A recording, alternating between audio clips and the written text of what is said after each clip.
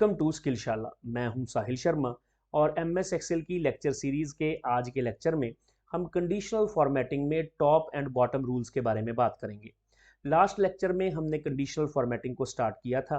मैंने आपको बताया था कि कंडीशनल फॉर्मेटिंग एक बहुत ही इंपॉर्टेंट टॉपिक है और इसको अच्छे से समझिएगा। इसके ऊपर हम 3-4 लेक्चर जो हैं वो डिटेल में लगाएंगे। तो आज इसका सेकेंड लेक्चर है। लास्ट लेक्चर में मैंने आपको हाईलाइट सेल रूल्स के बारे में बताया था। आज के लेक्चर में मैं आपको टॉप एंड बॉटम रूल्स के बारे में बताऊंगा। तो चलिए देर ना करते हुए आज के लेक्चर को स्टार्ट करते हैं। अभी आपके सामने एमएस एक्सेल की एक फाइल ऑलरेडी अवेलेबल है। एमएस एक्सेल की इस फाइल में स्टूडेंट्स का डेटा है, स्टूडेंट के रोल नंबर हैं, उनके नाम हैं, स्टूडेंट के मार्क्स दिए गए हैं। अलग अलग सब्जेक्ट्स में 3 सब्जेक्ट्स लिए गए हैं, 40 में से मार्क्स हैं और लास्ट पर उनके फाइनल मार्क्स 120 में से काउंट किए गए हैं। तो चलिए देखते हैं कि इस डेटा के ऊपर हम टॉप एंड बॉटम की जो ये ऑप्शन है इसे कैसे अप्लाई कर सकते हैं। यहाँ पर यदि आप क्लिक करेंगे तो हाईलाइट सेल रूल्स हमने लास्ट लेक्चर में कर लिया है। अगर आपने उसको नहीं देखा है तो पहले उस लेक्चर को ज़रूर सुने, उसके बाद अगर आप इस लेक्चर पर आएंगे तो आपको ये लेक्चर ज़्यादा बेटर अच्छे तरीके से समझ आएगा, क्योंकि उसमें मैंने ये भी बताया कि कंडीशनल फॉर्मेटिंग होती क्या है और हमें कब इसका इस्तेमाल करना चाहिए। चलिए टॉप एंड बॉटम रूल्स पर चलते हैं। यहाँ पर है टॉप 10 आइटम्स। अगर आप टॉप 10 आइटम्स को अपने पूरे डेटा में से हाईलाइट करना चाहते हैं तो आप इस ऑप्शन का इस्तेमाल कर सकते हैं। अगर आप टॉप 10% को फॉर्मेट करना चाहते हैं तो आप यहाँ पर क्लिक करें। अगर आप बॉटम 10 आइटम्स को फॉर्मेट करना चाहते हैं तो यहाँ पर क्लिक करें। बॉटम 10% को फॉर्मेट करना चाहते हैं तो यहाँ पर क्लिक करें। अबव एवरेज को फॉर्मेट करना चाहते हैं तो यहाँ पर क्लिक करें। बिलो एवरेज को फॉर्मेट करना चाहते हैं तो यहाँ पर क्लिक करें। तो ये अलग अलग हमारे पास ऑप्शंस हैं। तो उसके लिए क्या करना होगा, आपको डेटा को सिलेक्ट करना होगा। जैसे मैंने अभी इस डेटा को सिलेक्ट कर लिया है। ये डेटा है, फाइनल मार्क्स हैं स्टूडेंट्स के। तो यहाँ पर क्लिक करता हूँ, यहाँ पर आता हूँ और यहाँ पर टॉप 10 आइटम्स पर मैं क्लिक कर दूंगा। जैसे ही मैं यहाँ पर क्लिक करूंगा तो मेरे पास उन स्टूडेंट्स के मार्क्स हाईलाइट हो जाएंगे जो टॉप 10 में आ रहे हैं।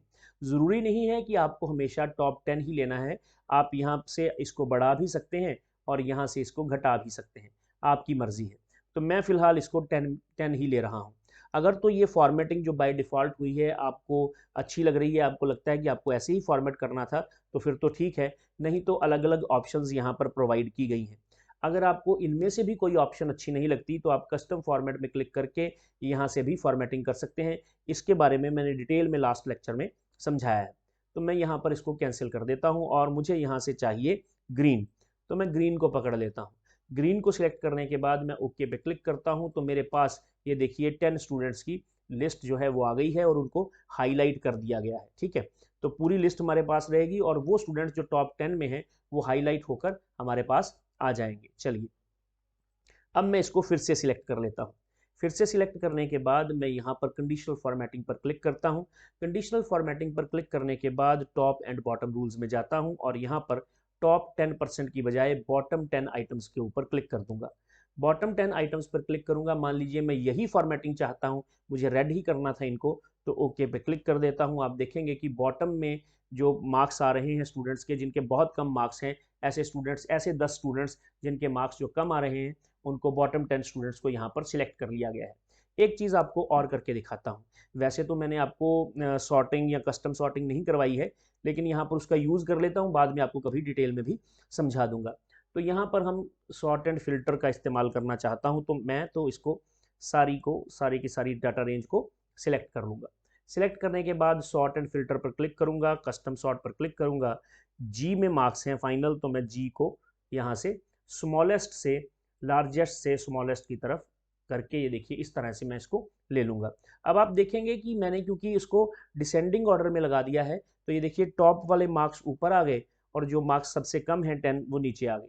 जब मैं इसको सिलेक्ट करता हूँ ना तो यहाँ पर जो काउंट आता है नीचे वो 10 ही आता है, ये 10 आइटम्स हैं। लेकिन जब मैं इसको यहाँ से पकड़ता हूँ तो आप देखेंगे कि नीचे काउंट 11 लिखा हुआ है। हमने तो टॉप 10 ढूंढने थे या बॉटम 10 ढूंढने थे, ये बॉटम 11 कहाँ से आ गए? ये बॉटम 11 ऐसे आ गए क्योंकि कई बार क्या होता है कि मार्क्स या डाटा जो है वो रिपीट भी होता है। जैसे यहाँ पर ये डाटा दिया गया है, यहाँ पर पहुँचते पहुँचते जब हम यहाँ पर पहुँचे तो ये देखिए यहाँ पर 56 रिपीट कर रहा है, 56 रिपीट कर रहा है। अब ये तो हो नहीं सकता कि एक 56 को पकड़ ले बॉटम में और दूसरे 56 को ना पकड़े, दोनों को पकड़ना चाहिए। तो अगर वो दोनों को पकड़ेगा तो क्या होगा, दोनों को फॉर्मेट करेगा तो क्या होगा, एक काउंट बढ़ जाएगा। अगर मान लीजिए इस स्टूडेंट के मार्क्स भी 56 हैं तो क्या होगा, ये भी उसी पर्टिकुलर कलर में आ जाएगा। तो ये हैं तो टॉप बॉटम 10, लेकिन शो कितने हो रहे हैं, शो हो रहे हैं 12। उसका कारण ये है कि बॉटम वाले जो मार्क्स हैं उनमें टाई हो रहा है, ठीक है। इसी तरह टॉप वाले मार्क्स में भी टाई हो सकता है, ठीक है। तो इस तरह से ये जो टॉप 10 है, ये टॉप बॉटम 10 है, ये बढ़ भी सकते हैं डिपेंडिंग अपॉन कि कुछ मार्क्स में या कुछ डेटा में टाई तो नहीं हो रहा, ठीक है। तो यहाँ पर अगर मैं यहाँ पर 100 लिख दूँ, 110 लिख दूँ, एंटर प्रेस करूँ तो ये देखो ये भी बढ़ गया, ठीक है ना। तो कभी भी कंफ्यूज नहीं होना कि ये मैंने तो 10 ढूंढने थे ये 11 कैसे आ गए, या मुझे 10 5 ढूंढने थे ये 7 कैसे आ गए। वो इस तरह से आ गए कि मार्क्स में या डेटा में टाई हो गया। अगर सेल्स का डेटा है तो सेल्स में भी टाई हो सकता है, ठीक है। तो अभी मैं इनको यहाँ से हटा देता हूँ, ठीक। तो आप क्लियर रूल्स करके भी हटा सकते हैं, मैंने कंट्रोल जेड करके हटा दिया है। चलिए यहाँ पर चलते हैं। अब हम किसकी बात करेंगे, यहाँ पर आते हैं। अब हम बात करेंगे टॉप 10% की और बॉटम 10% की। चलिए टॉप 10% की बात करते हैं। मैं यहाँ पर क्लिक करता हूँ। जैसे ही मैं यहाँ पर क्लिक करूँगा तो यहाँ पर आ गया 10%। लाइट कलर रेड है, यही रखते हैं। ओके पे क्लिक करते हैं तो आप देखेंगे 1 और 2 और आइए कोई यहाँ 3 आइटम्स आई हैं। अब ये 3 क्यों आई हैं भैया, टोटल कितने स्टूडेंट्स हैं, टोटल 30 स्टूडेंट्स हैं, 30 का डेटा है। तो 30 का 10% कितना होता है, 3 होता है। तो इसने 3 को पकड़ लिया, 1 2 और 3, 1 है 2 है और ये 3 है। इसने इन तीनों को पकड़ लिया क्योंकि आप टॉप 10% ढूंढ रहे हैं, ठीक है जी। तो इस तरह से ये चीज़ें काम करती हैं।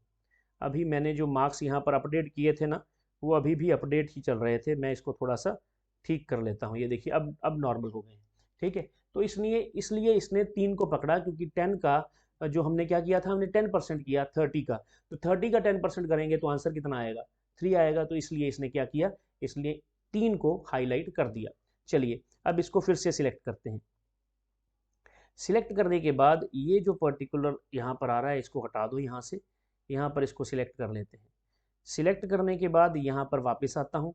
यहाँ पर टॉप एंड बॉटम रूल्स में आकर टॉप 10% जहाँ पर लिखा है ना, यहाँ पर टॉप मैं कर देता हूँ 3% या 5% कर दें। ओके पे क्लिक करें। जब आप ओके पे क्लिक करेंगे तो आप देखें कितनी आइटम्स आ रही हैं, सिर्फ एक ही आइटम आ रही है। इसका क्या कारण है, मैंने क्या किया था, मैंने टॉप 5% किया था। इक्वल टू लगाओ ज़रा, जहाँ 30 लगाओ, मल्टीप्लाई का साइन लगाओ। मल्टीप्लाई का साइन लगाने के बाद कितना परसेंट निकालना चाहते हो, 5% निकालना चाहते हो तो 5% कर लो।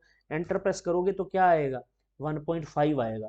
अब क्योंकि 1.5 आ रहा है तो इसने क्या किया, इसने एक आइटम को हाईलाइट कर दिया। 1.5 1.8 1.9 ऐसे आएगा तो ये सिर्फ एक आइटम को ही हाईलाइट करेगा, ठीक है जी। चलिए फिर से करते हैं। इसको मैं हटा देता हूँ यहाँ से, ठीक है। इसको सारे को पकड़ लेते हैं और यहाँ से क्लियर रूल्स कर देते हैं। यहाँ पर आएँ और यहाँ पर क्लिक करके टॉप एंड बॉटम में नहीं आना है, यहाँ पर क्लियर रूल्स करके क्लियर फ्रॉम इंटायर शीट कर दें तो ये चले जाएंगे, ठीक। चलिए यहाँ पर क्लिक करते हैं, यहाँ पर आते हैं और यहाँ पर आने के बाद यहाँ पर बॉटम 10% पर क्लिक कर देते हैं। ओके पे क्लिक करते हैं तो ये देखिए बॉटम 10% आपके पास आ चुके हैं, 1 2 और 3, ठीक। तो इस तरह से इसने बॉटम 10% पकड़ लिए, ठीक। चलिए मैं इसको बॉटम 10% पकड़ने के बाद मैं बॉटम 6% करके देख लेता हूँ, ठीक। तो पहले मैं इसको हटा देता हूँ यहाँ से। ये देखिए मैं यहाँ से इसको यहाँ पर क्लिक करके क्लियर रूल से हटा देता हूँ। ये फ्रॉम सिलेक्टेड सेल से मैंने हटा दिया। अब मैं क्या करता हूँ, बॉटम 6% लेके देखता हूँ। यहाँ इसको सिलेक्ट कर लें, कंडीशनल फॉर्मेटिंग पर क्लिक करें, यहाँ पर टॉप एंड बॉटम रूल्स में आए और यहाँ पर बॉटम 10% में आए। जब आप यहाँ पर आएंगे तो यहाँ पर आप 6 ले लें। 6 लेने के बाद ओके पे क्लिक करें तो बॉटम के 6% आपके पास आ गए हैं और सिर्फ एक ही हाईलाइट हुआ है। ये क्यों, ऐसा क्यों हुआ, इक्वल टू लगाओ, 30 लिखो, 30 लिखने के बाद मल्टीप्लाई करो, कितना निकालना है, 6% निकालना है। तो 6% कर दो, एंटर प्रेस करो तो ये 1.8 आया।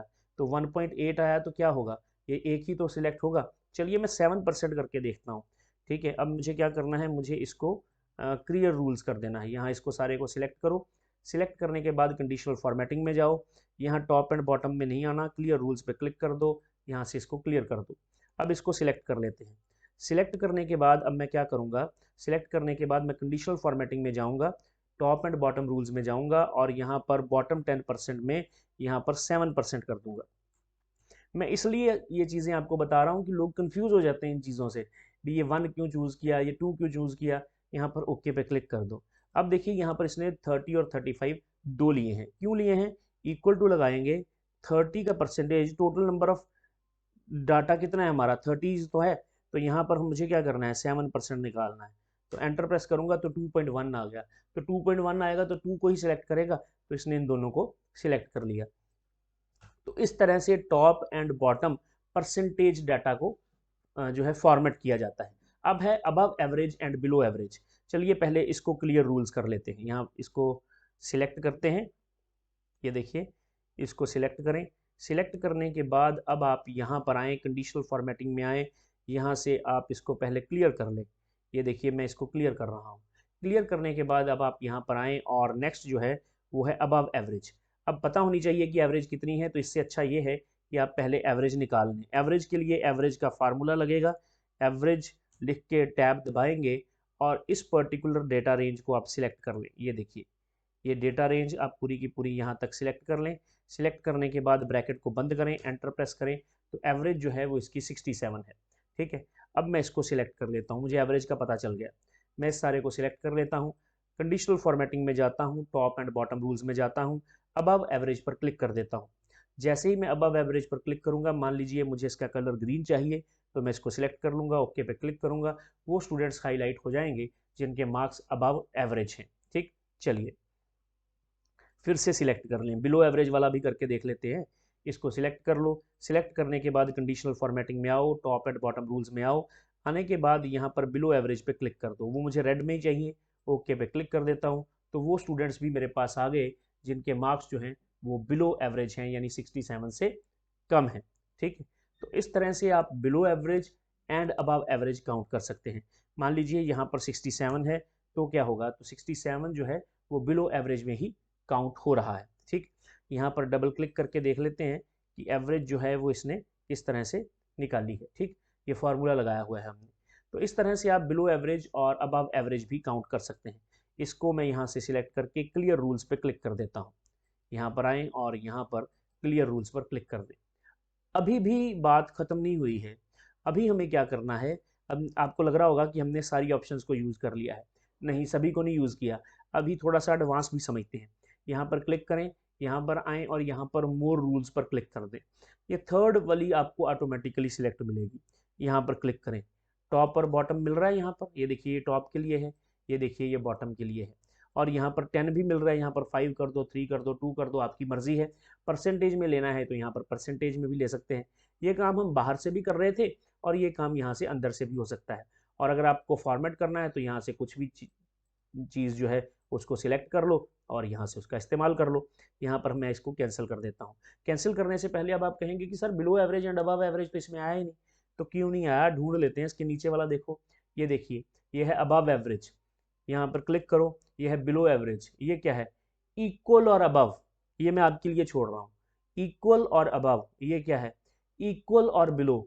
इक्वल और बिलो या तो कम हो या बिलो, या तो बिलो हो यानी कि कम हो, या फिर इक्वल हो।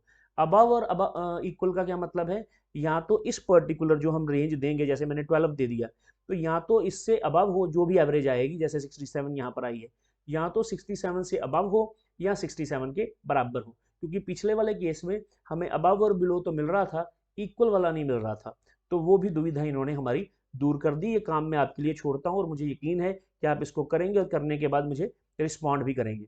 उससे आगे देखते हैं 1 STD डे एंड अबव, ये पता क्या है, ये स्टैंडर्ड डेविएशन है। जो स्टैट के स्टूडेंट्स हैं उनको तो बहुत अच्छे ढंग से पता होता है कि स्टैंडर्ड डेविएशन क्या होती है। नॉर्मल भी वैसे तो हर बंदे को पता होना चाहिए। एक्चुअल में मैं अभी इसको आपको करवा नहीं सकता, कारण ये है कि ना तो आपको मीन का पता है, ना मैंने आपको मीन बताया है, ना मीडियन बताया है, ना स्टैंडर्ड डेविएशन बताया है, ना मोड बताया है। मीन, मीडियन, मोड और स्टैंडर्ड डेविएशन आपको पता होनी चाहिए अच्छे से। 1 स्टैंडर्ड डेविएशन क्या है, सेकंड स्टैंडर्ड डेविएशन क्या है, थर्ड स्टैंडर्ड डेविएशन क्या है, एवरेज और मीन में क्या फ़र्क होता है, मीडियन क्या होता है। अगर आपको ये सब चीज़ें पता हो तो मैं आपको इसका डायरेक्टली इस्तेमाल करके बता सकता हूँ। लेकिन अगर मैं इसका इस्तेमाल आपको बताऊंगा तो लेक्चर काफ़ी लेंथी चला जाएगा। ऐसा है कि ये जब हम स्टैटिस्टिकल फंक्शंस को स्टार्ट करेंगे उस समय पर हम इनका उपयोग करके मैं आपको उस समय पर बता दूंगा कि ये कैसे काम करते हैं। स्टैंडर्ड डेविएशन एक्चुअल में वेरिएशन होती है डेटा की मीन से, कि जो डेटा है वो मीन से कितना दूर है, कितना वेरी कर रहा है वैल्यू से, ठीक है। तो लेकिन अभी वो टॉपिक नहीं चल रहा, तो इसके ऊपर हम ज़्यादा चर्चा नहीं कर सकते। जब कभी स्टैंडर्ड डेविएशन पढ़ाऊंगा तो इसके बारे में भी बहुत ज़रूर बताऊंगा। तो जो चीज़ें हम बाहर से कर सकते हैं वो चीज़ें हम अंदर आकर भी न्यू फॉर्मेटिंग रूल से भी कर सकते हैं, और अपना खुद का फॉर्मूला लगाकर भी कर सकते हैं, लेकिन वो कस्टमाइज्ड कंडीशनल फॉर्मेटिंग हो जाएगी। जब मैं उस टॉपिक पर आऊँगा तो उसके बारे में भी बताऊँगा, ठीक है। तो मुझे यकीन है कि ये लेक्चर आपको अच्छा लगा होगा। अगर ये लेक्चर आपको अच्छा लगा है तो इसको लाइक करें, कमेंट करें, चैनल को सब्सक्राइब करें, वीडियो को शेयर भी किया करें, बेल आइकन के बटन को प्रेस करें ताकि आपके पास आने वाले लेक्चर्स की नोटिफिकेशंस आती रहें। आज के लेक्चर में इतना ही, नेक्स्ट लेक्चर में मिलेंगे। Thank you very much.